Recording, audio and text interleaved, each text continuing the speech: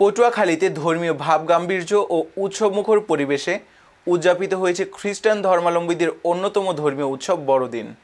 বৃহস্পতিবার 25 ডিসেম্বর উপজেলার নীলগঞ্জ ইউনিয়নের খ্রিস্টান পল্লীর গির্জাগুলোতে প্রার্থনা ও শুভেচ্ছা বিনিময়ের মধ্য দিয়ে দিনটির শুভ সূচনা হয়। পরে বাইবেল পাঠ এবং যীশু খ্রিস্টের জীবন সম্পর্কে আলোচনা হয়। ভক্তরা অতীতের সকল পাপ মোচনের আশায় যিশুর কাছে বিশেষ প্রার্থনা করেন। এর আগে 24 ডিসেম্বর বুধবার সন্ধ্যায় উপজেলার পল্লীগুলোতে আলোকসজ্জা ও কীর্তনের মধ্য দিয়ে শুরু হয় বড়দিনের আনুষ্ঠানিকতা। খ্রিস্টান ধর্মাবলম্বীদের এই উৎসব ঘিরে আইনশৃঙ্খলা ও নিরাপত্তা রক্ষায় তৎপর ছিল পুলিশ।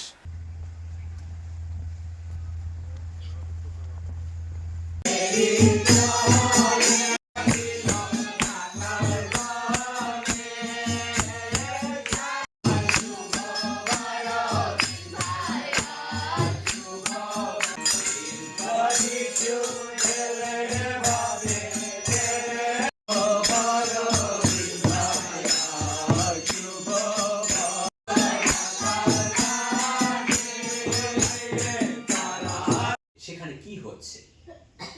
সেখানে যীশু খ্রিস্টের জন্মদিন।